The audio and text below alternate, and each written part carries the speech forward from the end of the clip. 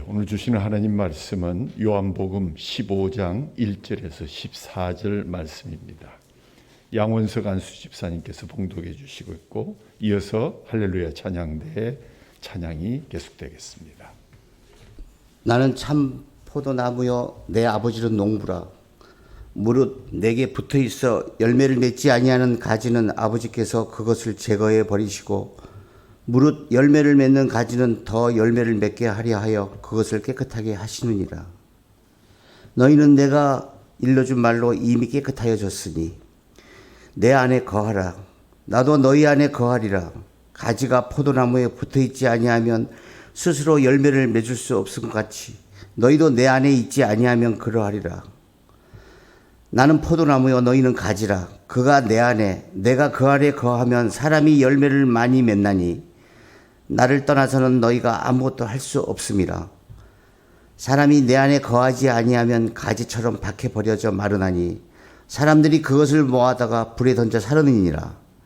너희가 내 안에 거하고 내 말이 너희 안에 거하면 무엇이든지 원하는 대로 구하라. 그리하면 이루리라.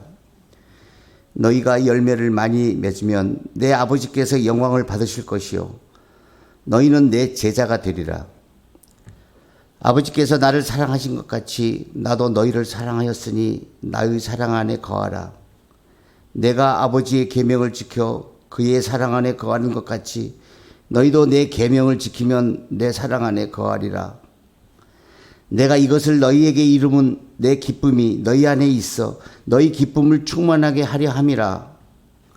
내 계명은 곧 내가 너희를 사랑한 것 같이 너희도 서로 사랑하라 하는 이것이니라.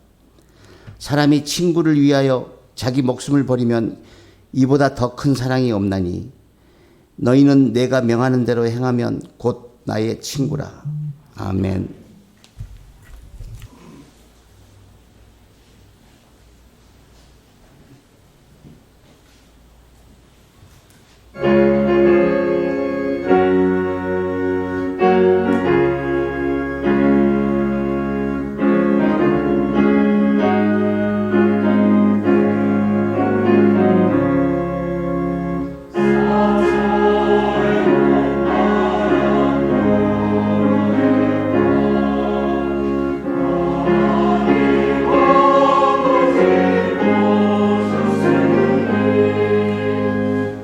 Yeah.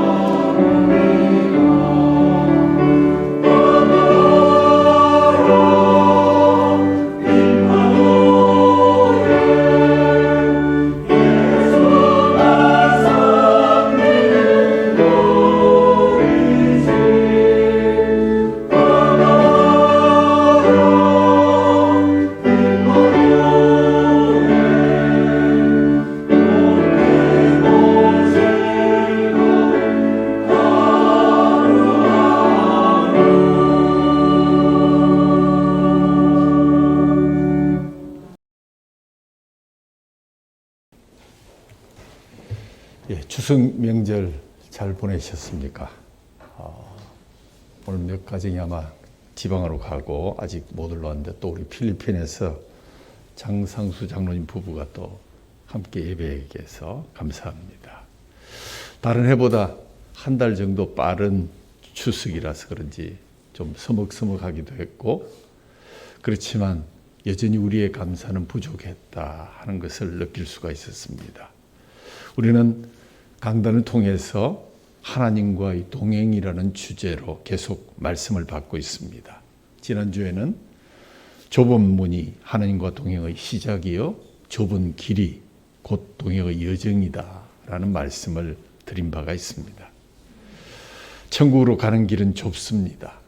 그러나 죄인 중에 괴수를 보듬을 만큼 또한 넓습니다. 왜냐하면 단체로 입장하는 것이 아니라 한 사람 한 사람이 입장할 수 있는 넓은 문이요. 그러나 지나고 보면 그것은 정말로 좁은 문이었다라는 것을 예수님이 설명해 주고 있습니다. 매미 소리가 가고 귀뚜라미 소리가 대신 울어주는 가을입니다. 하나님과의 동행을 묵상하다가 문득 오늘 본문에 포도나무 비유가 생각났습니다. 이 요한복음 15장은 십자가의 고난과 죽음을 앞에 둔 예수님께서 제자들에게 다락방에서 강화의 말씀으로 주신 유명한 비유의 말씀입니다. 여러분이 아시다시피 요한복음에는 예수님의 7가지 자기 계시적인 선언, 나는 무엇이다, I am, 나는 생명의 떡이다, 나는 생명의 빛이다, 나는 아브라함이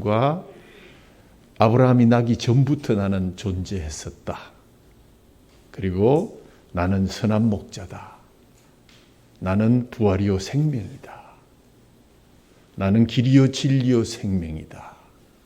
6가지 외에 오늘 마지막으로 나는 참 포도나무다. 라는 7번째 I am에 대한 그러한 교훈의 말씀을 주셨습니다. 특히 본문은 죽음을 앞두고 십자가에서 육체적으로 비록 제자들과 떨어지게 될 것이지만 영적으로는 하나 연합된 여전히 동행하시는 유기체임을 보여주시는 격려와 위로의 말씀이기도 합니다. 이는 예수의 제자들뿐만 아니라 그리스도와 영적으로 연합을 이루고 있는 성도들의 상태를 나타내는 중요한 가르침이기도 합니다. 그러니까 육신적인 동행을 뛰어넘어서 영적인 동행에 대한 가르침을 주는 귀한 교훈의 말씀이다. 나는 참 포도나무입니다. 라고 예수님이 고백하시면서 그러나 나를 가꾸시고 기르시는 분은 나의 농부는 하나님이십니다. 그 농부가 나를 통해서 영양분을 공급하고 해를 공급하고 함으로 인해서 여러분이 가지가 되었는데 그 가지가 열매를 맺게 되는 것, 바로 그것이 우리의 연합입니다. 예수님께서 자신은 참 포도나무요 성도들은 그 가지이며 하나님은 나의 농부다라고 말씀하셨습니다.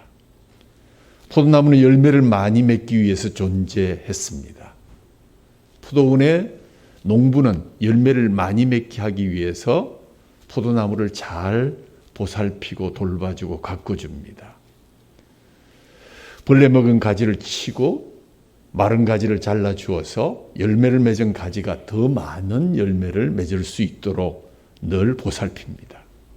마치 농부가 포도나무를 보살피듯 오늘도 우리 인생에 하나님께서 우리를 때로는 정리하시고 새롭게 돌봐주시는 그러한 은혜를 우리는 비유로서 묵상하게 됩니다. 이것을 본문에서는 깨끗하게 하신다라고 표현하고 있습니다. 성도 여러분, 추수하는 계절 가을을 맞아서 아름다운 결실과 열매를 보면서 우리의 인생을 다시 비추어 보고 반성하는 시간을 가져야 할 것입니다. 무엇보다도 우리를 포도나무의 가지로 접붙여 주시고 깨끗하게 하셔서 열매 맺게 하시는 은혜를 감사하는 이 아침이 되기를 간절히 축원합니다. 본래 교회력은 11월부터 시작이 되지요. 그러나 말씀드린 대로 코로나로 인해 중단되었던 주일의 사역을 정상화하고자 올해는 10월부터 회기를 앞당겨서 사역을 실시합니다. 10월부터 우선 교인들의 식탁의 교제가 시작이 되고 또 성경 공부 오후 예배를 실시하게 됩니다. 이에 따라 일부 조직의 개편을 포함한 2023년도 사역 계획을 다음 주일에 발표하고자 합니다. 이를 위해서 기도해 주시고요. 또 주님의 포도나무 가지의 비유를 통해서 스스로 자신을 결산해 보고 새로운 열매를 위해서 다시 한번 기도하며 나아가는 우리 길교회가 되기를 간절히 소원합니다. 하나님과의 동행의 가장 이상적인 모습이 바로 포도나무의 비유를 통해서 나타났습니다. 가지된 우리가 포도나무이신 예수님과 동행하는 최적의 형태는 붙어 있습니다. 그리고 붙어 있음의 중요한 목적은 열매를 맺기 위함이다 하는 것이 오늘 본문의 주제가 될 것입니다. 오늘 본문은 이렇게 시작됩니다. 나는 참 포도나무요 내 아버지는 농부라. 무릇 내게 붙어 있어서. 그리고 5절에 가면 나는 포도나무여 너희는 가지라. 그가 내 안에 내가 그 안에 거하면 사람이 열매를 많이 맺나니 나를 떠나서는 너희가 아무것도 할 수 없음이라. 즉 붙어 있음이란 우리가 예수님 안에 그리고 성령님이 우리 안에 거하는 것이라고 이렇게 말씀하고 있습니다. 빌립보서 4장 13절 사도 바울은 이렇게 말씀하셨죠. 내게 능력 주시는 자 안에서 내가 모든 것을 할 수 있느니라. 그렇게 말씀했습니다. 곁에 서서 머무는 정도를 넘어서 안에 들어가서 하나 되어서 붙어 있는 것. 하나님과 동행하는 최적의 상태임을 설명해 주고 있습니다.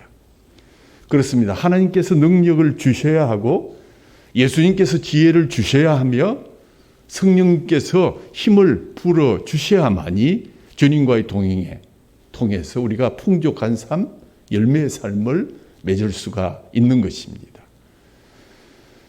집 떠나면 고생이라는 말이 있듯이 하나님을 떠나면 떠날수록 더 힘들고 어렵고 외롭게 살 수밖에 없는 우리의 인생을 돌아보면서 다시 한번 내가 주님 안에, 주님이 내 안에 있는 그 오묘한 붙어있음의 상태를 기도하는 또 그 은혜를 찬양하는 저와 여러분 되기를 바랍니다. 미국의 사상가 랄프 waldo 에머슨이라는 분은 믿음을 정의하기를 믿음은 그리스도 안에 거하는 것이다. 아주 간단하게 말씀했습니다. 항상 그리스도 안에 살아야 된다는 것입니다. 그리스도를 떠나고 교회를 떠나고 하나님을 떠나서는 믿음이 있을 수가 없다는 것입니다. 의심과 갈등과 원망과 불평이 생길 뿐입니다. 그러나 우리가 믿음을 가지고 주님 안에서 주님이 내 안에서 역사하시면 그 믿음을 통해서 하나님이 우리의 인생을 인도하시고 주관해 주시는 것입니다.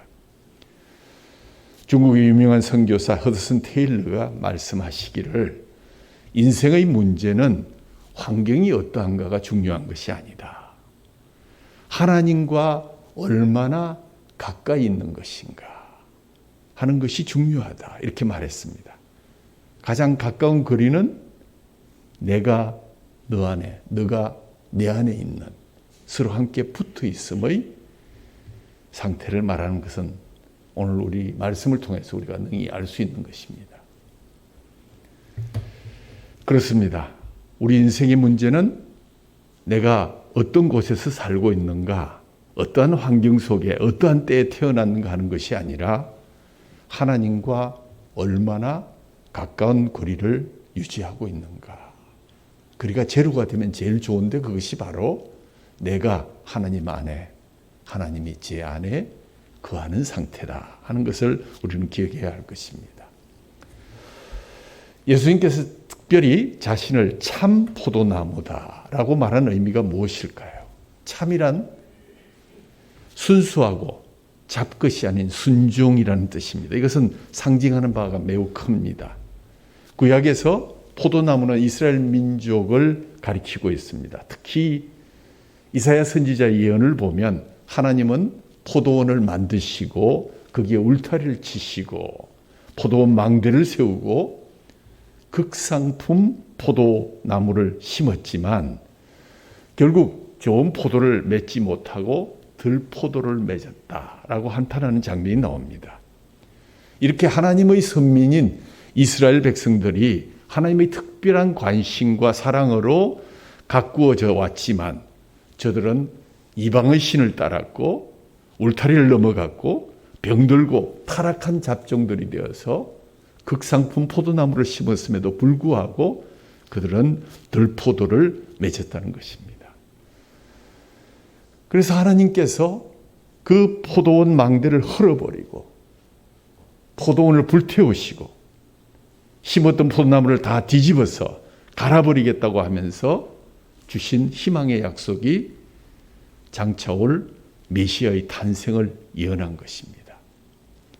이러한 예언의 성취로 오신 예수님은 이제 자신을 가리켜서 내가 바로 참 포도나무다라고 선언하십니다. 그리고 구원받은 모든 성도들을 일컬어서 참 포도나무에 붙어있는 가지들이다 라고 정의하셨습니다. 여기서 우리는 그리스도인에 대한 가장 정확한 정의를 발견하게 됩니다. 그리스도인이란 그리스도에게 붙어있는 사람, 그리스도에게 속해 있는 가지들, 이렇게 얘기할 수 있습니다. 우리는 모두 참 포도나무인 예수 그리스도께 붙어있는 가지들입니다. 즉 원줄기 되신 그리스도께 붙어있는 가지들이 바로 신앙의 사람들이요 구원의 백성들인 것입니다. 하나님과의 동행은 원줄기 되시는 예수님께 붙어있음, 예수님과 함께 동행하고 예수님 안에 내가 살고 내 안에 예수님이 거하시는 그러한 상태를 이야기하는 것입니다. 그렇다면 가지된 우리들에게 1차적으로 요구되는 것은 참 포도나무이신 예수님 안에 거하는 것이요, 나무와 떨어지고서는 우리가 아무것도 할 수 없음은 오늘 본문에 나와 있습니다. 6절 말씀에 사람이 내 안에 거하지 아니하면 가지처럼 밖에 버려져 마르나니 사람들이 그것을 모아다가 불에 사르느니라. 예수 안에 거하는 것이 하나님과의 동행의 필수 조건임을 말씀하시면서 붙어있지 아니하면 나무와 떨어져 버려져서 마르게 되고 사람들은 아무 죄책감 없이 마른 나무를 불사르게 된다는 것입니다. 그러나 붙어 있기만 하면 열매는 절로 열려진다는 것도 우리에게 희망으로 다가옵니다.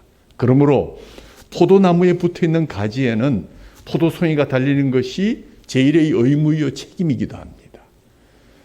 그러나 가지 혼자서는 이런 기능을 행할 수가 없습니다. 가지는 항상 원줄기에 붙어 있어야 하고 원줄기의 뿌리에서 전달하는 양분을 받고 태양을 받으며 산소를 마시면서 열매를 맺는 것이 가지의 사명입니다. 농부원 농부가 말하는 것은 이런 가지 자체를 쓰려고 하는 것이 아니라 가지에 달린 맺히는 포도 열매를 원하고 있습니다.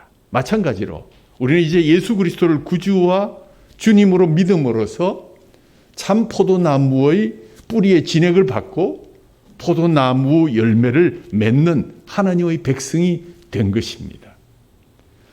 이제 우리가 수액을 공급받고 포도 열매를 맺게 된 것은 뿌리 때문이라는 사실을 꼭 기억해야 됩니다. 항상 우리의 교만은 내가 무엇을 할 수 있다, 내가 이렇게 아름다운 포도를 맺었다 자랑하는 순간 우리는 넘어질 수밖에 없습니다. 그래서 사도 바울은 우리에게 이렇게 경고합니다. 로마서 11장 18절 말씀. 그 가지들을 향하여 자랑하지 말라. 자랑할지라도 내가 뿌리를 보존하는 것이 아니요 뿌리가 너를 보존하는 것이다. 그렇게 말씀하셨습니다. 우리 일생에서 일어난 가장 위대한 사건이 있다면 그것은 바로 꺾인 나무 가지에 불과해서 불에 던져질 위기에 있었지만 우리를 참 포도나무이신 예수님에게 붙어 있는 자로, 접붙임 받은 자로 된 사실, 구원의 그 사실이 우리에게 가장 큰 위대한 사건일 것입니다.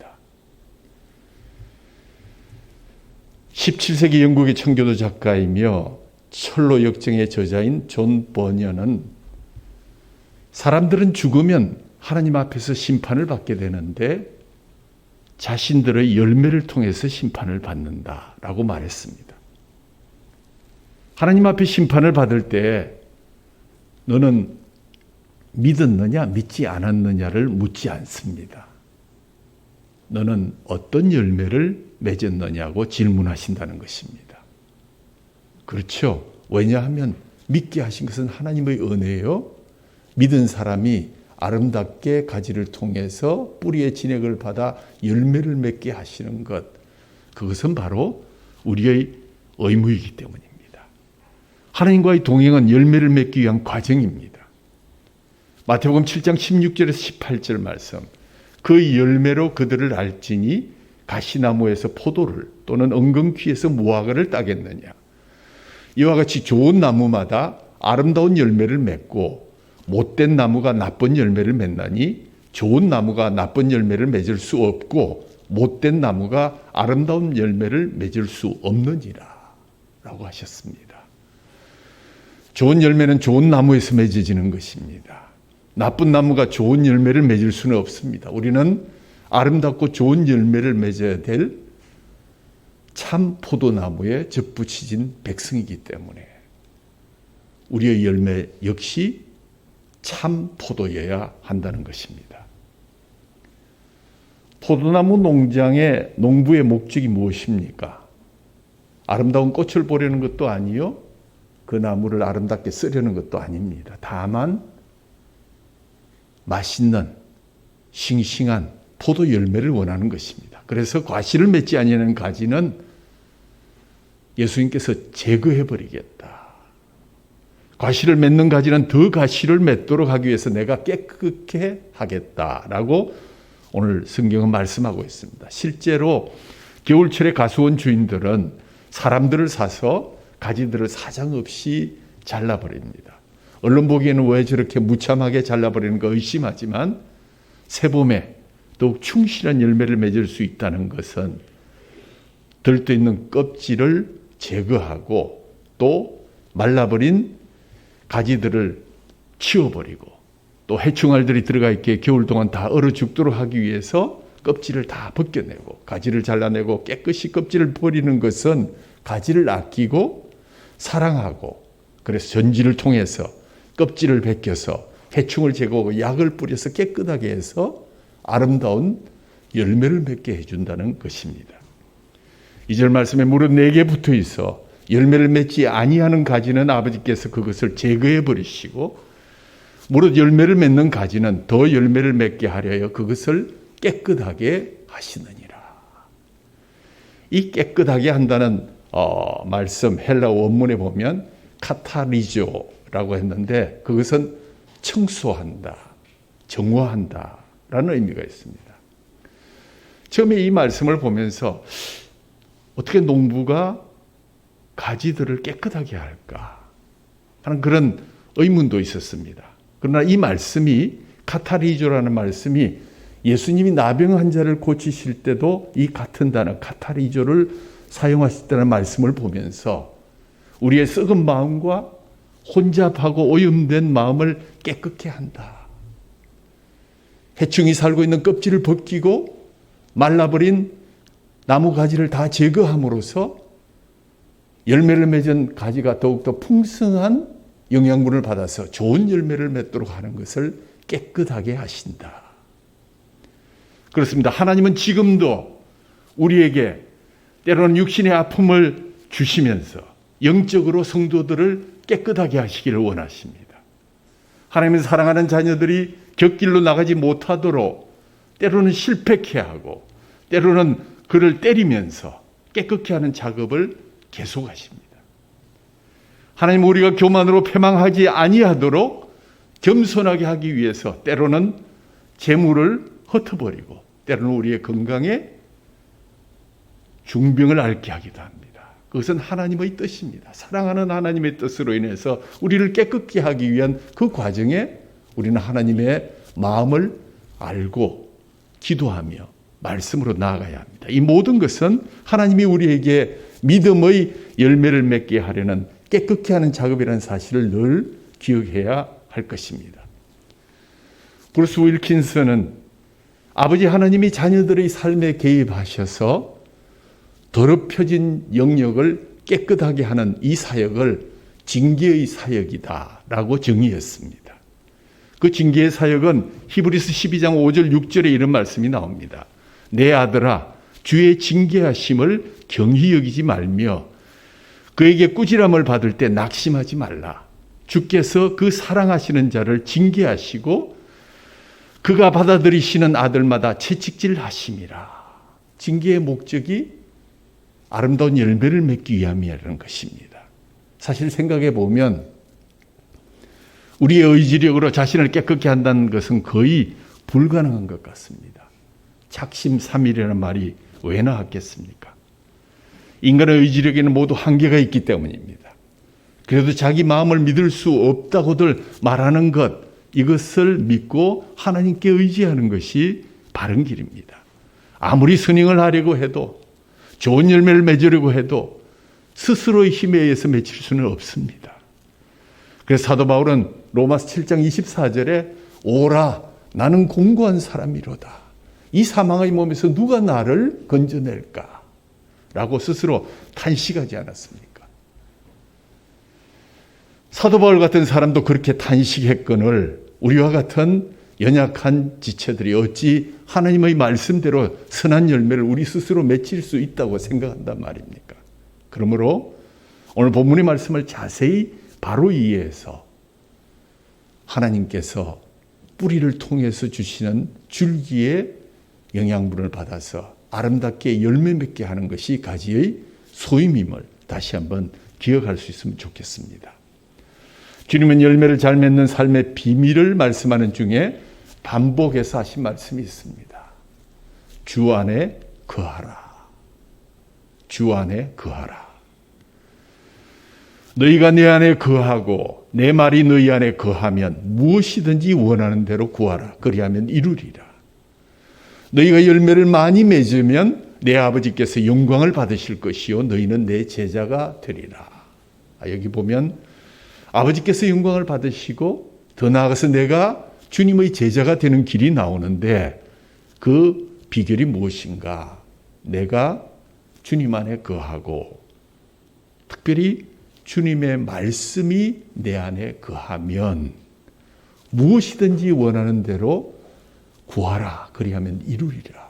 오늘 이 7절 말씀은 대단한 복의 비밀을 우리에게 가르쳐주고 있습니다. 이 말씀을 설명하면서 브루스 윌킨스는 본문에 거하라는 것은 거하면 어떻겠느냐, 거하기를 원한다 하는 그런 권면이나 요청이 아니라 명령이다. 여러분은 예수님 안에 거해야 되고 예수님의 말씀이 여러분 안에 거해야 합니다. 이것은 명령입니다. 그러므로 그리스도인에게 있어서 동행의 최적의 상태인 주 안에 거함은 우리 삶의 우선순위가 되어야, 그래서 그것을 통해서 우리가 기도하게 되고 열매를 맺게 되고 아버지께 영광을 드리게 되고 우리가 주님의 제자가 되는 그러한 비결이 되는 것입니다. 오늘 이 7절 말씀은 우리가 주 안에 거하는 방법을 가르쳐주고 있습니다. 주 안에 거하기 위해서 먼저 말씀을 두어야 한다. 너희가 내 말에 거하면, 그리고 그 말씀을 붙들고 기도하라 하는 두 가지를 우리에게 팁으로 주셨습니다. 말씀과 기도, 우리가 많은 신약 성경에서 말씀과 기도로 거룩하여 짐이라 하는 말씀도 우리가 배웠습니다. 그렇습니다. 말씀과 기도야말로 주 안에 거하는 주님과 동행하는 방편입니다. 그런데 여기서 순수에 유의해야 된다는 말씀을 드리고자 합니다. 먼저 생각난 대로 기도하고 말씀 읽는 것 아니라 먼저 말씀을 읽고 그 말씀에 따라 기도하라 하는 뜻을 발견할 수 있어야 합니다. 그래야 내 뜻이 아닌 하나님의 뜻을 따라 기도하게 되고 그 기도가 풍성한 하나님의 열매를 맺게 하는 것입니다.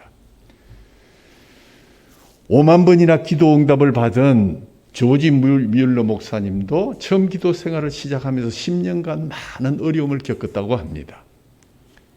기도를 했는데 기도한 대로 되지를 않습니다.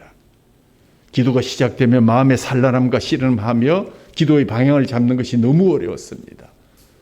내가 속에서 바라고 있는 것을 먼저 이야기하게 하고 기도의 방향이 끝이 되게 날 때까지는 긴 세월 10년이 걸렸다고 합니다.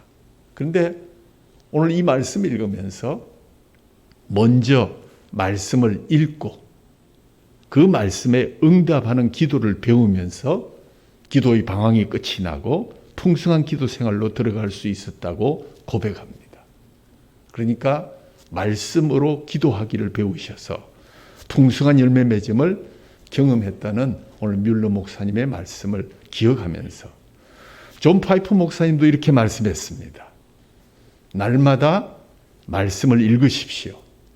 그 말씀이 당신의 기도가 되게 하십시오. 이것이 말씀의 의미를 이해하고 기도를 배우고 응답받을 수 있는 가장 좋은 방법입니다. 이것이 우리로 날마다 주 안에 거하게 하는 영적 비밀이요. 이것이 많은 열매를 맺게 하는 비결입니다. 오늘 뮬러 목사님과 존 파이프 목사님의 말씀을 통해서 말씀 따라 기도하는 백성들이 되기를, 그래서 많은 열매를 맺는 주의 제자가 되기를 주님의 이름으로 축원합니다. 오늘 본문에서 가지가 된 성도가 포도나무이신 예수님께 붙어 있어야 맺어야 할 열매들을 묵상 중에 있습니다. 결국 이 열매는 우리의 존재와 우리 삶에, 우리 사역에 대한 궁극적인 결산이 될 것입니다. 너는 무슨 열매를 맺었느냐?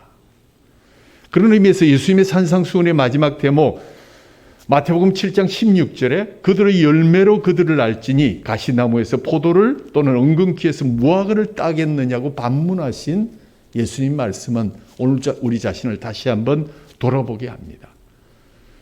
연이어서 이 물음에 대한 예수님의 자문자답은 좋은 나무가 나쁜 열매를 맺을 수가 없다. 못된 나무가 아름다운 열매를 맺을 수 없느니라.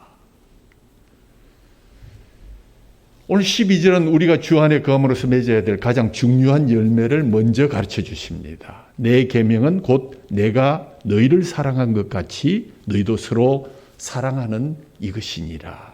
무엇입니까? 사랑의 열매가 먼저 맺어져야 한다는 것입니다.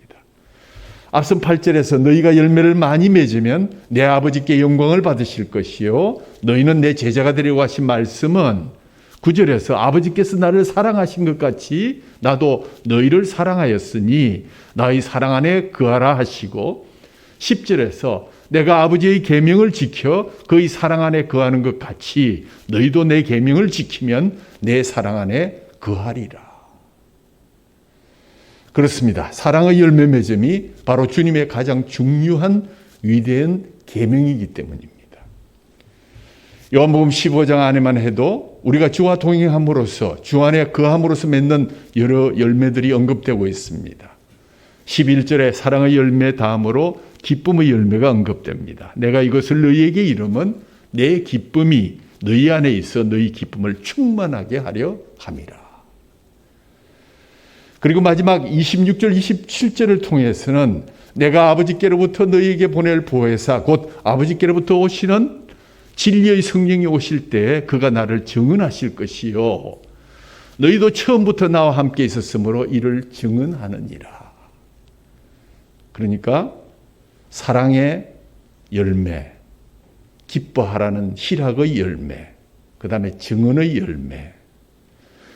우연히도 정말 갈라디아서 5장 22절에서 바울 사도가 언급한 성령의 열매 리스트가 그 그 우선순위가 일치하게 됩니다. 사랑과 희락과 화평, 오래 참음과 자비와 양선, 충성과 온유와 절제, 이 귀한 열매가 바로 주님과 동행함으로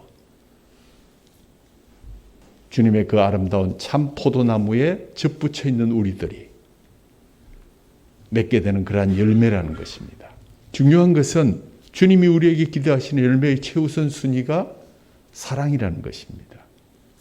주님이 우리에게 이런 열매 맺음을 기대하는 이유는 주님이 이런 열매를 맺도록 우리를 선택하셨기 때문입니다. 본문에 이어지는 16절, 17절 말씀에 귀를 기울이시길 바랍니다. 너희가 나를 택한 것이 아니요 내가 너희를 택하여 세웠나니 이는 너희로 가서 열매를 맺게 하고 또 너희 열매가 항상 있게 하여 내 이름으로 아버지께 무엇을 구하든지 다 받게 하려 함이라. 내가 이것을 너희에게 명함은 너희로 서로 사랑하게 하려 함이라. 주님이 저와 여러분을 선택하신 이유는 그분이 우리가 열매 맺는 모습을 보고 싶어 하시기 때문입니다. 먼저 사랑의 열매를 맺기를 원하십니다. 그가 우리의 기도에 응답하신 이유도 열매 맺는 인생으로 사는 것을 기대하시기 때문입니다. 그분이 선택하신 것입니다. 그렇습니다. 주님이 우리를 선택하시면 우리를 책임져 주신다는 보증이기도 합니다. 이어지는 15절 말씀처럼 이제부터는 너희를 종이라 하지 아니하고 종은 주인이 하는 것을 알지 못함이라. 너희를 친구라 하였노니 내가 내 아버지께 들은 것을 다 너희에게 알게 하였음이라. 주인과 종의 자리를 바꾸시고 제자들의 발을 씻기시던 주님이 이제는 말라 비틀어져 가던 가지를 자신의 몸에 손수 접붙이시고 우리를 친구라 선언하십니다. 그러면서 하시는 말씀, 내가 이것을 너희에게 명함은 너희로 서로 사랑하게 하려 함이라. 우리를 친구 삼으시고 사랑을 부탁하신 그분, 그가 보여주신 사랑의 모범 때문에 우리가 구원을 얻었고 지금 그 구원의 복음은 온 세상을 바꾸고 있는 것입니다. 그렇습니다. 사랑하라는 명령에 순종하면 사랑하도록 주님이 우리를 도우셔서 사랑의 열매를 맺게 하실 것입니다. 기뻐하라는 명령에 순종해서 기뻐하도록 주님이 우리를 도우시면 기쁨의 열매를 맺게 하실 것입니다. 증거하라는 명령에 순종해서 증거하도록 주님이 증거의 열매를 맺게 하실 것입니다.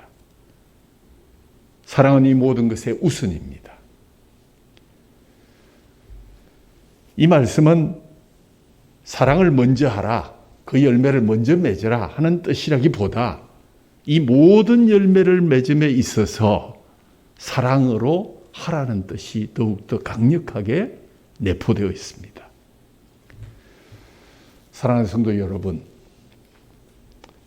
한 해 동안 과연 농부 되신 하나님을 기쁘시게 할 열매를 얼마나 많이 맺으셨습니까? 입만 무성한 무화과처럼 정작 달려야 될 열매는 하나도 못 달린 채 있는지는 아닌지 오늘 우리는 이 말씀을 통해서 다시 한번 우리를 돌아봅니다. 만일 내 자신이 하나님 앞에서 가책을 받는 일이 있다면 간단합니다. 지금 자복하고 회개해서 돌아서면 포도나무에 거하게 되면 되는 것입니다. 신앙은 언제나 현재이기 때문입니다. 과거에 너무 얽매일 필요도 없습니다. 과거의 잘못한 점, 과거의 실수, 과거의 허물에 연연해서 집착해서 과거에 주지 않는 것은 하나님이 바라시는 것이 아닙니다. 이 말씀의 목적이 아닙니다. 주님이 이 세상에 오신 것은 죄인들을 불러 회개시켜 구원을 얻도록 하기 위함이었습니다. 이 복음의 초청에 탕자처럼 여러분은 돌아서기만 하면 됩니다. 하나님을 향해 발길을 돌려서기만 하면 됩니다. 아버지는 반드시 여러분을 안고 여러분을 위해서 큰 구원의 파티를 열게 되실 것입니다. 열매는 자연히 달리게 될 것입니다. 금년 한 해 동안 아무런 열매를 달지 못하였다 할지라도 이 말씀 기억하십시오. 1년만 더 기다려 달라고 포도나무 대신 우리 주님은 농부에게 강구합니다. 1년만 더 참고 기다려 주십시오. 내가 걸음을 주고 물을 주어서 한 해만 더 가꾸어 보겠습니다.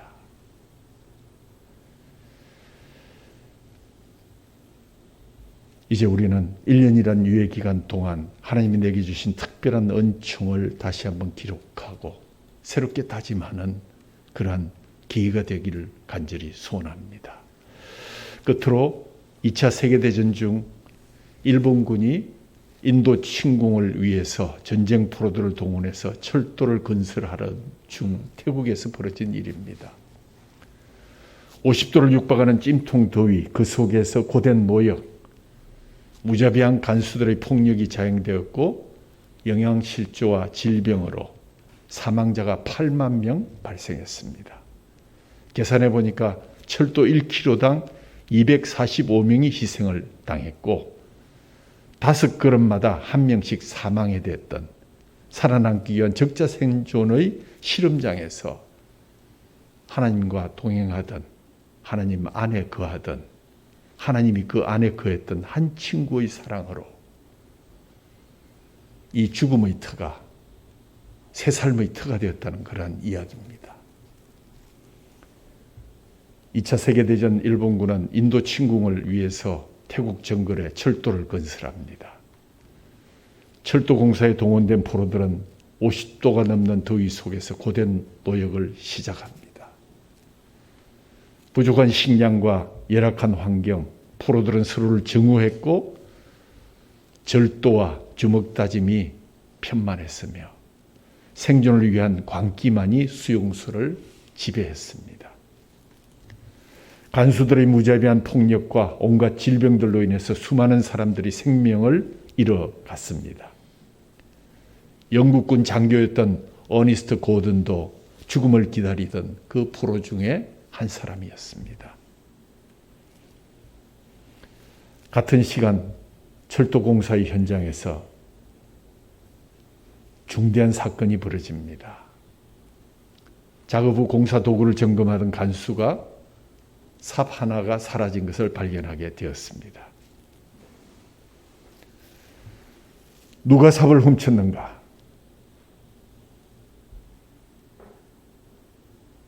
대답하지 않으면 다 죽는다. 간수의 물음에도 무거운 침묵만이 흘렀습니다. 말 안 하면 다 죽인다. 적어도 여태까지의 경험을 보아서 수십 명의 목숨이 파리처럼 날아갈 위기의 순간에 다가왔습니다.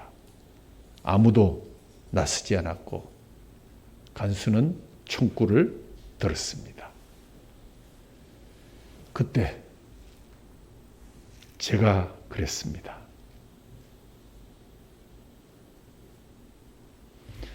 침묵을 깨고 나온 한 사람. 화가 난 간수는 자수한 포로의 숨이 끊어질 때까지 군홧발로 밟고 피투성이가 된 그의 머리를 개머리판으로 때렸고 그는 숨이 끊어지고 말았습니다.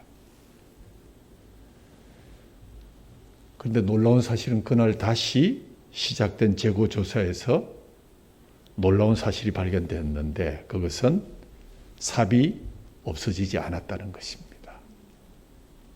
재고조사가 잘못됐다는 것입니다. 그럼 이 간수 죽여버려야 되죠, 그죠? 그런데 이 사실을 알게 된 포로들의 마음에 떠오른 성경 구절 하나 오늘 본문 중에 있습니다. 요한복음 15장 13절. 사람이 친구를 위하여 자기 목숨을 버리면 이보다 더 큰 사랑이 없나니. 이 광경을 목격했던 무신론자 고든은 수용소에서 이 사건과 동료들의 놀라운 변화로 조금씩 마음을 열게 됩니다. 하나님과 동행하던 한 친구의 죽음을 건 사랑에 달라지기 시작한 포로들의 태도, 깨어나는 양심. 포로 중 한 사람이었던 영국군 장교 어네스트 고든의 정의를 보면 누가 시키지 않아도 죽어가는 일을 정성껏 보살펴 주었고 팔다리를 주물러 주며 음식을 갖다 주고 배설물을 치워 주었다. 죽은 자들의 장례를 치러주고 십자가를 꽂아 주었다. 절도와 다툼과 폭력은 그날로부터 사라졌다. 포로들은 함께 예배를 드렸고 매일 저녁 어려움이 가장 큰 사람을 위해서 함께 기도했다. 마침내 전쟁이 끝나고 해방이 되었을 때 포로들은 간수들에게 보복하지 않았고 오히려 그를 보호하고 친절하게 대해 주었다. 회복된 고도는 이 사건을 목도하면서 기도의 봉사활동에 참여했고 일본의 패망 후에도 간수들에게 보복하지 않는 수용소 동료들의 모습에 깊은 감명을 받았습니다. 회복된 고도는 이후 목사가 되었고 그 자신의 체험을 남긴 콰이 골짜기를 지나서라는 글에 다음과 같은 글을 남겼습니다. 죽음은 여전히 우리 곁에 있었다. 그것은 분명했다. 그러나 우리는 그 파괴적인 지배력에서 벗어나고 있었다. 이기심, 정오, 시기, 질투, 탐욕, 방종, 게으름, 교만 이것들은 모두 생명을 거슬렀다. 한편 사랑, 자기희생, 동정, 자비, 인격과 창의적인 믿음은 단순한 생존을 진정한 삶으로 바꾸어 놓았다. 이것들은 하나님이 인간에게 주신 선물이었고 열매였다. 사람이 친구를 위하여 자기 목숨을 버리면 이보다 더 큰 사랑이 없나니.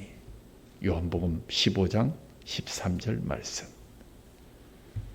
한 사람의 희생과 사랑의 열매가 일구어낸 놀라운 변화 속에 오늘 우리도 다시 한번 화의 골짜기를 지나가면서 하나님과 동행하는 저와 여러분 되어서 훗날 이 희생했던 이 친구를 천국에서 만나 다시 한번 격려하고 포옹하는 저와 여러분 될 수 있기를 간절히 소원합니다. 하나님 아버지 감사합니다. 말씀과 기도로 예수님 안에 거하기만 하면 반드시 사랑의 열매를 맺게 해 주신다고 약속해 주시니 얼마나 감사한지요. 화의 골짜기를 지나 하나님과 동행하는 가운데 혹 우리에게 친구를 위해서 우리의 목숨을 버려야 할 때가 있다면 오늘 우리에게 주시는 주님의 살과 피를 기억하면서 주님의 이름으로 그 사랑의 열매를 그들에게 먹이게 하여 주옵소서. 그리하여 오고 가는 사람들이 주님의 포도나무의 가지가 되기를 소원하는 자들이 줄을 서서 접붙임을 당하는 놀라운 일들을 목도하게 하여 주옵소서. 나는 참 포도나무요. 너희는 가지라. 그 가지가 포도나무에 붙여 있지 아니하면 스스로 열매 맺을 수 없나니. 오늘 우리는 주님과의 접붙임, 붙어 있음을 주께서 주시는 주님의 살과 피로 증명합니다. 우리의 삶으로, 우리의 믿음으로, 우리의 생활로 다시 한번 주님 안에 거함을 선포하고 그 열매들 이웃들에게 나누어 줄 수 있는 귀한 주님의 만찬 예식에 참여합니다. 우리를 돌아보고 의미 있는 주님의 살과 피를 먹고 마실 수 있도록 인도해 주옵소서. 우리 주 예수 그리스도의 이름으로 감사하며 기도하옵나이다. 아멘.